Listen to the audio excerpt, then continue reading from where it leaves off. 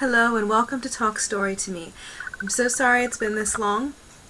This review actually got delayed a little bit longer even with switching out internet service providers because I recorded it, but Loki kept interfering and I couldn't get rid of him, and the review became incredibly long, rambling, and convoluted. It was a great metaphor for the movie, but I think it's better to redo this and hope that it goes better this time through. So, Batman vs. Superman, Dawn of Justice. This is definitely a pretty contentious movie. It's been slammed by most critics, and even some of its strongest supporters mention that there are some significant flaws, and others are claiming that there's a vast conspiracy out there. Disney and Marvel are trying to sabotage DC. Yeah.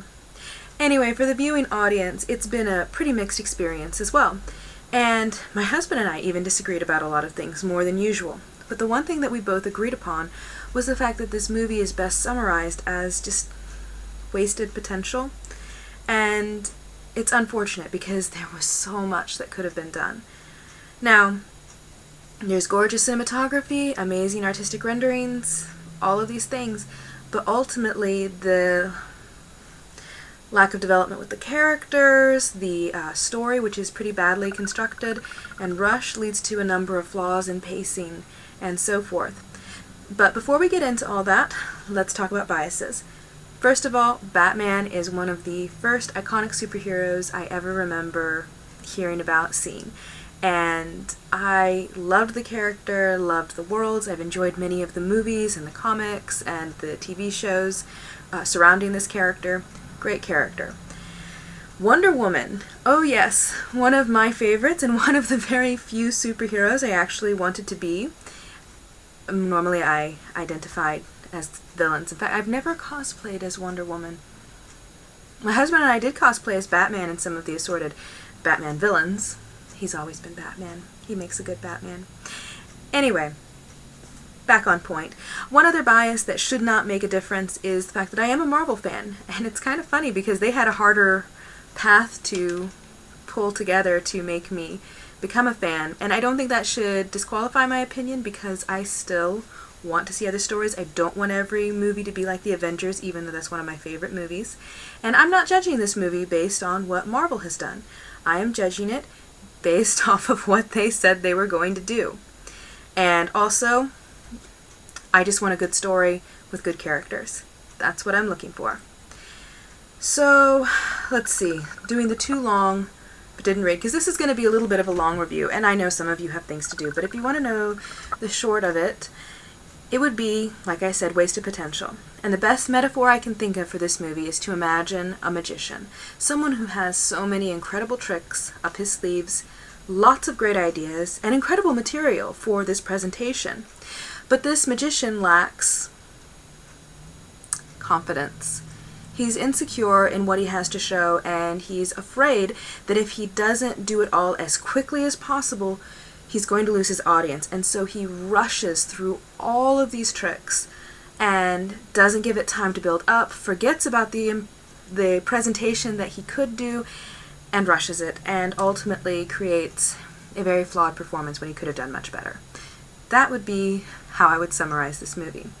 Now, moving on into more specifics, let's start with one of the best aspects of the movie, the artistry. And oh my goodness, there are some beautiful visuals here and some incredibly cool scenes.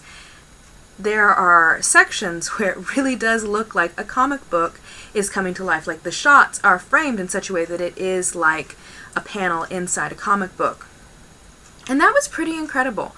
There were several that stood out in my mind. One is early on, even though it's been done so many times. Once more, spoiler alert, we see that Bruce Wayne's parents were gunned down.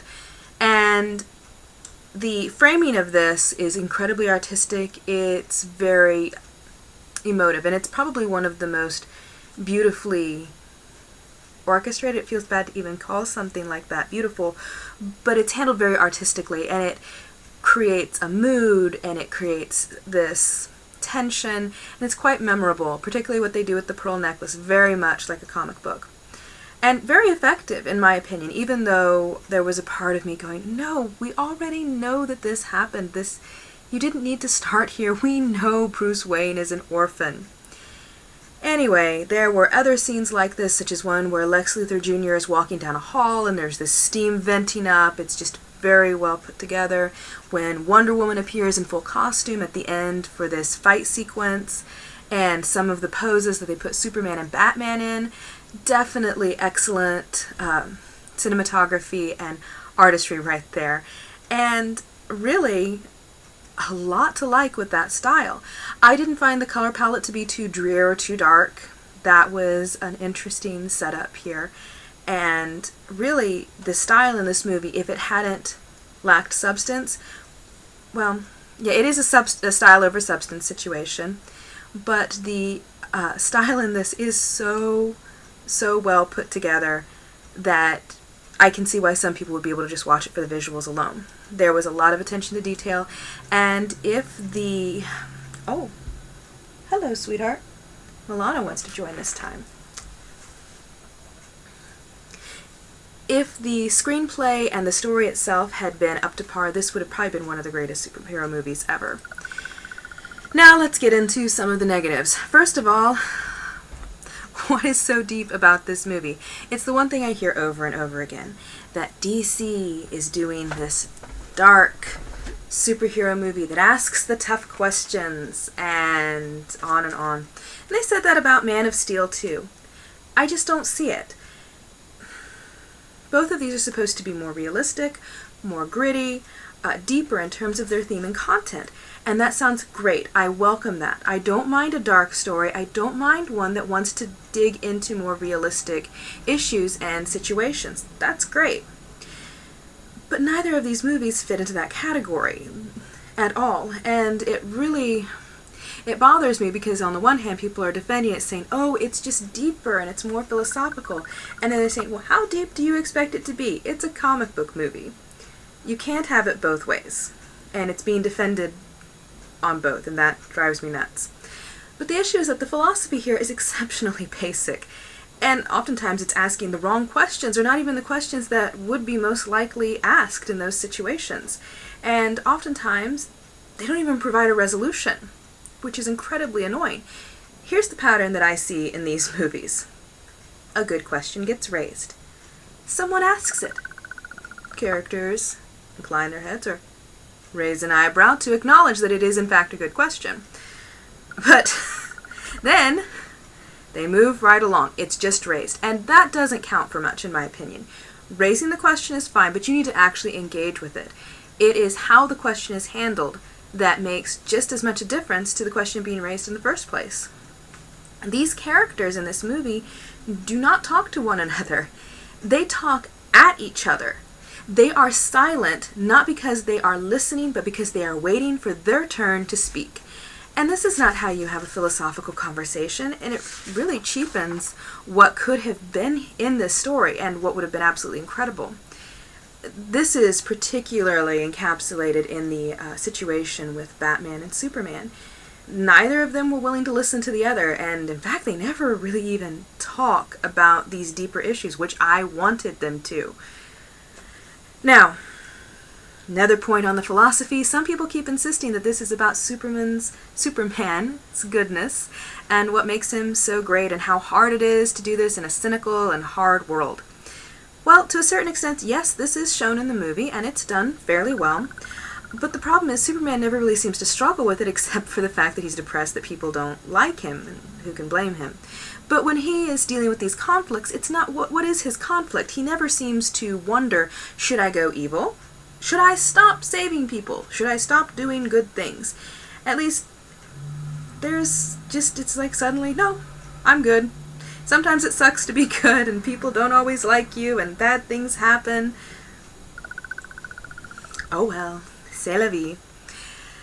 And there's just, yeah, even at the end when he's fighting Batman, he doesn't fight Batman because he's no longer wants to be good. He is fighting Batman. Well, there's a lot going in there, but ultimately he ends up punching him because he loses his temper. And understandably so in the situation.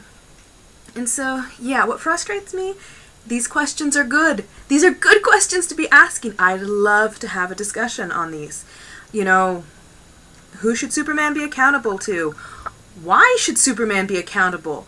Seriously, if you really think he's a god, why are you saying he has to be accountable to us? What's your basis? There's a question that should have been discussed a little more than, well, he's here. So, with that said, there were some little parts where it was okay. For instance, Alfred, he provided some interesting little bits, such as when he confronts Batman about how he's becoming cruel, although he does it in kind of a backhanded manner. And similarly, I don't think it really sunk into Batman. He's a little bit thick. But I also like the distinction between bad and cruel. That was an interesting one, and it didn't need to be developed too much more. They showed that one. Alright, so there's that. Oh, there's so many things I want to say about this movie, and I'm trying to keep it focused. But here's the other issue. Why the conflict? Batman and Superman's conflict in this movie, the way that it's set up, is a very odd one. It doesn't make a lot of sense. Now see, I understand Batman was frustrated, concerned, and angry about what Superman did in not protecting Metropolis. I guess he felt he didn't do enough. I'm not sure. He blamed him. And there was a lot of problems, but what didn't make a lot of sense to me was why Batman, of all people, would be so harsh on Superman for failing to be perfect in rescuing people. I mean, we know that from the movie that Batman has been doing his thing for a while. Approximately 20 years, I think, somewhere was that mention. But anyway, we know that Zod started the attacks on Metropolis, and there's no reason for us to think that Batman thinks otherwise. And from everything that was witnessed, Batman saw Superman doing the best he could, and it didn't look like Superman was exactly slacking off while Zod was strangling him. And yet he blames Superman. And at no point does Batman reflect on himself and his own actions. In fact, we see him act quite callously at multiple points. He doesn't seem to hold himself responsible for the collateral damage that his actions perpetrate. He puts others in danger as he pursues the course of justice he feels best. And it's not even clear where this sense of justice comes from, or what he sees as distinguishing himself from Superman. Even the idea that maybe the point is that Batman is a hypocrite doesn't quite add up, because it's never addressed at all. And not even Alfred brings it up, except to kind of mention, you're being a little cruel. There's reason you're becoming cruel. And Superman's reasons are even less clear than Batman's. He mentions in the office of the Daily Planet that Batman targets the poor and the defenseless in lower income neighborhoods. A very interesting perspective. I'd never thought that Batman would be characterized as that. And I could see Superman being upset. Except there's some problems with that. If Superman genuinely believed this, that makes sense. But how did he reach this conclusion? The article reporting on Batman describes him as, catching these people, and he brands criminals, which doesn't make a lot of sense either, because they mention that, Batman brands the criminals, and when they get taken to jail, the other criminals kill people who have the Bat brand. Why are the criminals killing Batman's targets? Wouldn't they just band together? I didn't understand that. Maybe I missed something. But more importantly, to my knowledge, there is nothing to suggest that Batman has ever targeted anyone who was not a criminal or known to be a criminal. He's not attacking innocent people. I didn't see misreports or misstatements about that. And the criminal who was referenced in this article was found chained up in a place where he had imprisoned all of these women, presumably for sex trafficking. That's what my assumption was. And obviously Batman has engaged with various supervillains in the past. I really can't imagine that none of those made the news. Can you imagine the Joker wreaking havoc and not having anything in the news? I can't. And I know that people joke about how journalism standards have really gone downhill, but surely not this much. The most basic research into Batman and who he targets should reveal that no, he's focusing on certain people. And in that case, why does Superman have a problem? What is so different about them? And that would have been interesting. Now, Zack Snyder has sort of merged what Batman and Superman are into a much more similar model than they are in the comics or in other movies. And that does make it harder to have a discussion about what separates them. But it still would have been possible, and there could have been some fantastic philosophical discussions if they just had done that. And they didn't, which is infuriating. So really what it comes down to is that Batman and Superman both appear quite stupid and incapable of thinking in any way. They just react like, oh. Honestly, that's not a good thing for your superheroes, particularly when one is supposed to be this beacon of justice and hope and the other is supposed to be a vigilante detective. You just don't. It doesn't add up. Now, on another positive, I do want to address the acting quality, and I separate that out from how the characters come across, because it seemed to me that everyone really did try hard in this movie. Whether it worked or not, it's a little iffy. And what's interesting in this movie is that there was so much controversy over a couple of the roles. One of them, Ben Affleck, most notably as Batman. Now, personally, I wasn't against it. I wasn't for it. It was pretty neutral. But there are very few actors assigned to roles where I immediately go, yes, that's going to be an excellent person for that role. It's more of, but he did receive a lot of anger for that. And I think he did quite well in representing Batman and some great micro-expressions and body language and presenting somewhat of a different interpretation spin on Batman. So that was good. Then Gal Gadot was another one who had a lot of backlash over her choice, and personally I have nothing against her either.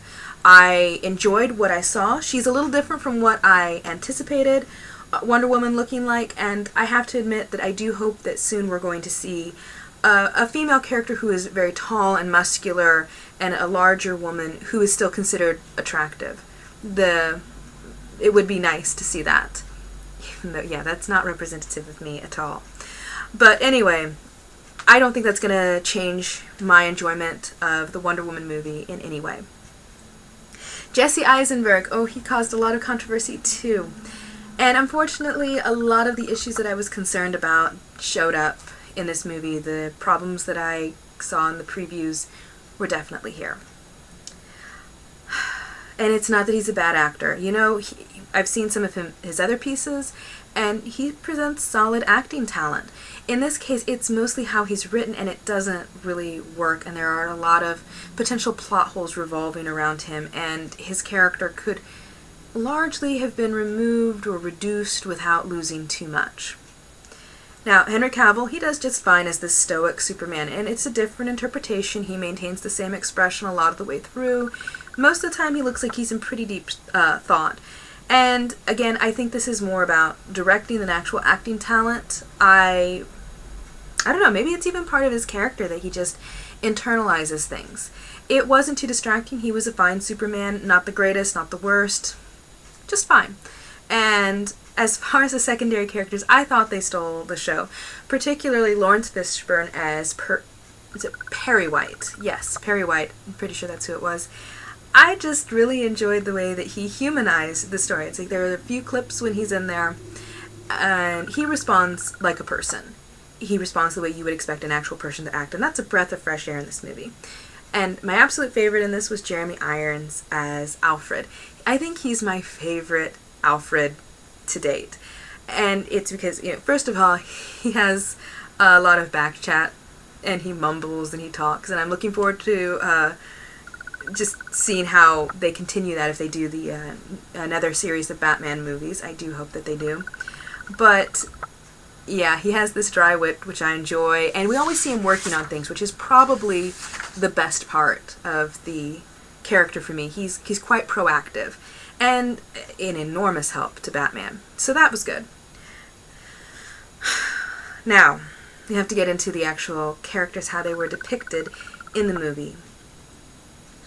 As I mentioned before, the character development is it's pretty rushed, unfortunately. And, they had good starts, but it really doesn't go much beyond that. Henry Cavill's Superman, he's quite stoic, and he always seems to be walking or flying under this ever-present burden of responsibility and expectation. his own expectations, his mother's and his father's expectations, society's expectations. It's not a fun place to be. He's not enjoying being Superman at all. And that comes through. Ben Affleck's Superman is quite grim, a character who suffers from depression, particularly if you take in all of the clues from the little Easter eggs that are nestled throughout. And Jesse Eisenberg's Lex Luthor, yeah, characterized by a lot of tics and shifting motivations, but not in a good way, yet trying his best. And elements of Lex Luthor Jr. worked well. In some respects, he's very much a millennial villain. I think that this is something we're going to be seeing a lot more of, particularly, yeah, we're going to see a lot more of this. He reminded me a little bit of Kylo Ren in that his emotional swings and some of the shifting issues, though they're not the same character, just some things reminded me. But really, his plans made little sense, and none of these characters had that good of a character arc or development, which causes enormous problems. Part of this is because most of the characters are new to us, with the exception of Superman and Lois Lane, but they didn't get an arc either. Not really. They just things happened, and there were issues lifted up and discussed, but nothing really got done with them, sort of. But DC didn't have to go the Marvel route with this. I'm not saying that that's what they should have done and had a single movie for each character as an introduction. That's not what I'm saying. It could have worked better than this, but really the movie itself just needed to be more focused on the characters and their arcs. And again, they had little glimmers of brilliance. I really liked how in the early part of the movie we see Bruce Wayne racing into Metropolis to try to get to the people that he needed. Now, a few minutes had already been spent on establishing the fact that he's an orphan and the bats carried him off. Here we see him running in, fighting to get to his people. He even rescues people, which I really liked that. I did like the fact that we see him being proactive there. But, oh, yes, that's what I was going to say. We also see him having this telephone conversation with a white-haired gentleman whose name I didn't catch. And his death really upsets him. But the problem is we have no idea who this person is, and I actually would have preferred if they had taken Bruce Wayne and shown him having a relationship with these people that he worked with so that we know why they matter to him. Similarly, the issue of these people who were wounded in or killed in the attack on Metropolis doesn't come up with them specifically and Bruce Wayne. When he is dealing with Superman, he actually doesn't mention these people by name. It's like they don't matter. He actually spends more time talking about his parents and their death and how hard that was. So it's quite muddied. So unless I missed something, I don't think I did though. Now, more importantly, these character arcs were just really lacking and mishandled. Don't want to give away any spoilers. I'm trying to be very careful with this, but there are a few things that happen towards the end of the movie that would really have benefited from more time, from more focus, from more development. It's not that there was no feeling in them, but it was only a fraction of what it could have been. And if you've seen the movie, I'm pretty sure you know what I'm talking about. And I wish they had given that more time. And it's so funny because there's been so many movies lately where I've thought that they didn't need to split the movie up. It could have been one movie, it could have been two movies, and it would still have been quite good. And now I'm sitting here saying, no, take the time. Please slow down this story. I don't need you to rush it. So, and actually, I think I will give one minor spoiler here. Because it really captures a lot of the problems and shows what I mean with the mishandling of the situation. So skip ahead if you don't want to see this, but this is one that's been kind of blasted everywhere, and it will probably be parodied to death, and you've probably seen it. But what stops Batman and Superman from fighting, is Batman learns that Superman's mother's name was Martha, just like his mother. Now, I think I know what they were actually trying to do here. What they were trying to do was show that Batman, when he heard Superman's mother's name, realized that Batman himself was much like a man. He wasn't this soulless, mindless creature out to destroy everything. He had a family, he had a heart, he was a good guy. He didn't need to see him as the enemy. But, unfortunately, that is not how it comes across in the movie. Some people may have picked up on what it was actually supposed to be the first time through. I had to put it together later, and of course it didn't help that as soon as they started, Martha! Martha! I'm thinking of Slowly I Turn from I Love Lucy, and seriously, you need to go watch that clip. If you have not seen it, it really changes how you'll see that scene. But anyway, I can see why viewers would misinterpret this scene and think it just looks ridiculous, because what it looks like, until you have to, like, what possible reason could they have had for including this? Is there an intelligent reason for including it? Well, I guess there's this possibility. What it looks like is just, oh, you have the same name as my mother.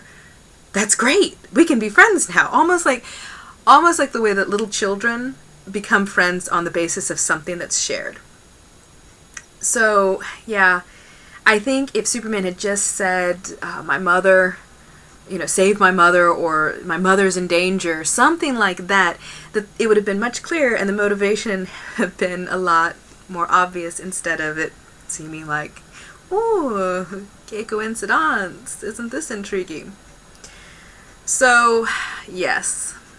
And, again, unfortunately, this is another negative. I feel bad that I don't have as many positives to talk about in this movie. But there are a lot of plot holes in this movie. Now, I say plot holes, and I'm going to put it in quotation marks, because the truth is, they may not be plot holes. They just may not be handled very well. And I'm a little loath to refer to something as a plot hole until the entire series is done. So these are things that might be answered in the extended edition, or perhaps in later movies. It might just be setting up threads. But because of some of the carelessness with the editing and the way that it was set up, and how the lines were handled, the development and the arcs, it seems pretty likely that these might be plot holes.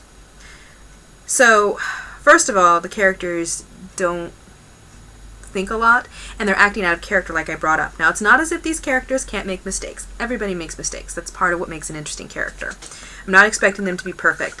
But oftentimes, these are of such a magnitude that... Sorry, kitty, stop that.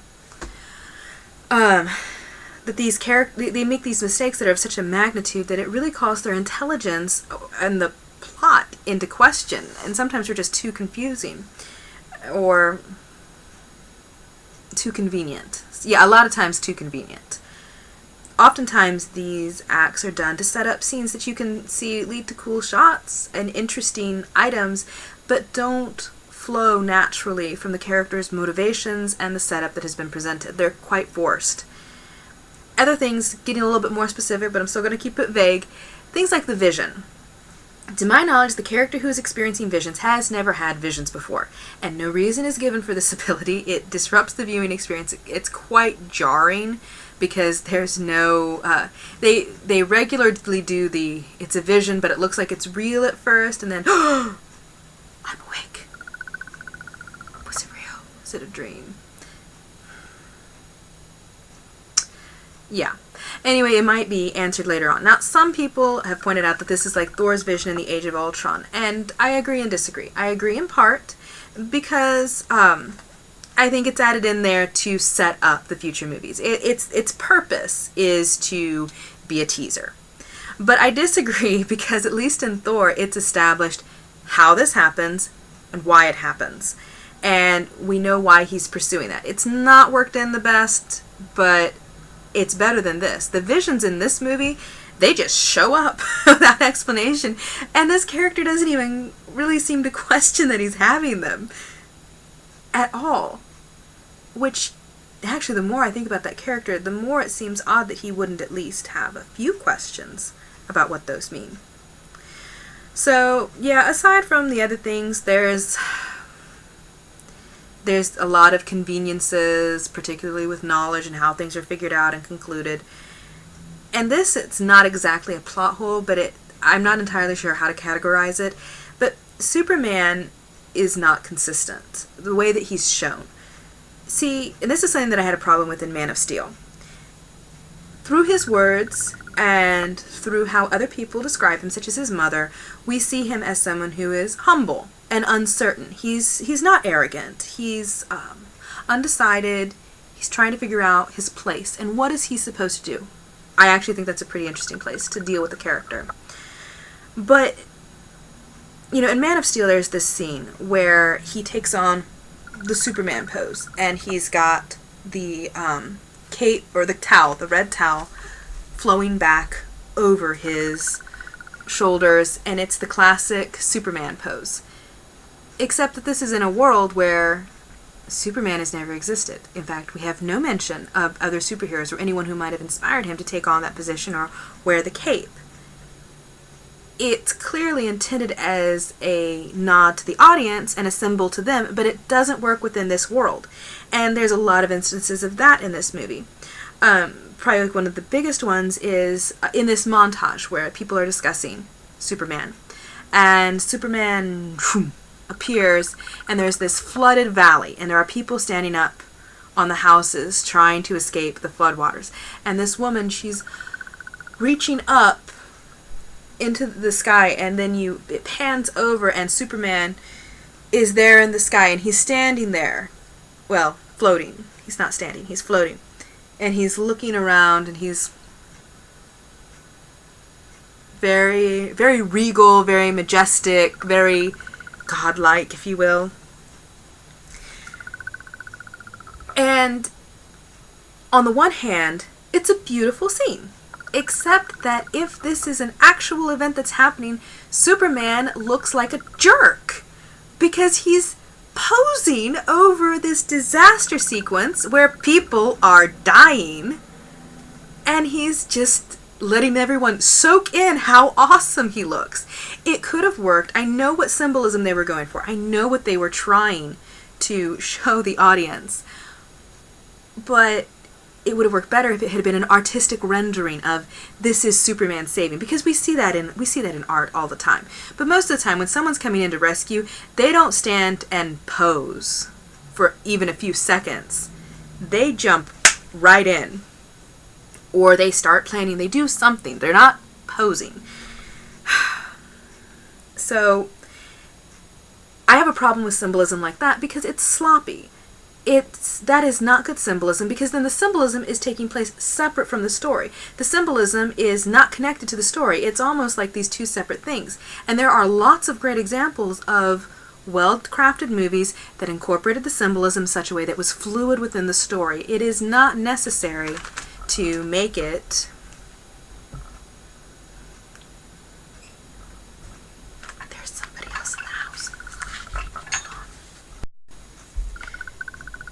Okay, everything is fine.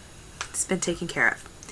Anyway, just to summarize, essentially, the way that Superman is depicted in some of these scenes is so artistic and so stylized, it doesn't mesh with how he perceives himself, how he seems to perceive himself, and even how he should be reacting. In fact, it presents a very different image, and not a flattering image, I might add. It makes Superman look like someone who's obsessed with his image, and I don't think that's in line with what they intended at all. So ultimately, here's the question: would I recommend this movie? That's a hard one. This is a movie I really, really wanted to like. I was looking forward to it. I was a little bit scared, and you know, like I said, there are some amazingly well constructed scenes and images, some really cool images, and the actors tried very hard. They gave it their best. But if you haven't made your mind up yet, and I'm sure you have by this time, about whether you should, and you're trying to decide whether you should see it, I think it depends on where you fall and what you enjoy seeing. So if you only go to movies on special occasions to watch, say, a really well-made movie or something that's fun and makes you forget your cares and such, I really can't recommend this movie. There's a part of me that kind of wishes that I had just waited until it came out on DVD, and then I could have had, you know, my friends over, we make some homemade pizza and a Caesar salad, and we all sit around and we watch the movie and we have a great time with commentary, camaraderie, and subtitles. I think this movie would probably be easier to see with subtitles. Now, if you're a hardcore DC fan, it's a little iffy. It depends on how much you can disassociate yourself from the source material. Because, you know, those hardcore fans, and I don't count myself as one of them. There are people who know way more about Batman than I do. You know, this, for them, it's probably going to be really difficult to be familiar with some of the incredible depths and questions that the comics and the other stories have wrestled with, and see how little they actually do with them, and some of the storylines that they just cram into this particular movie. Now, and so it's very much like a typical comic book movie in that it will bear little relation to the original source material except for, say, the characters. So, if you're having a hard time with that, I don't recommend seeing it because it would probably feel just downright offensive. If you're a moderate fan who just would enjoy, you know, wants to see some cool fight scenes, which I didn't talk about that much, but the fight sequences, yeah, they're what you would expect from something like this. You know, there's some cool shots, some crazy action, and general philosophical questions raised, and if that makes you happy, then go ahead and enjoy it. Really, but if you do go, I just say lower your expectations. This movie isn't going to be what you were hoping it would be, most likely, and it has a lot of flaws. I think even its most hardcore proponents admit that the movie is fairly flawed. Hello, Milana. Yes, you want to be right here in the end? So yes, this is a movie that I desperately wanted to like. I think that movies do better when they have competition, and I like the idea of Marvel having more competition, even though I enjoy a lot of their movies. And unfortunately, no matter how I look at this, I really can't defend Batman vs. Superman. I didn't enjoy it. I didn't think it was particularly well done. Some great parts that I liked what they were doing, but I just couldn't follow through and completely support it. Now, with that said, I'm not willing to give up on the DC Cinematic Universe quite yet. I'm just hoping that they'll get their act together and they'll make their upcoming movies what they promised they will be. So with that said, have you seen it? And if you did you enjoy it? And what is the philosophical question that you would most like to see a comic book movie address? Alright, well that's all, and I'll talk to you guys later. Have a wonderful day. Bye.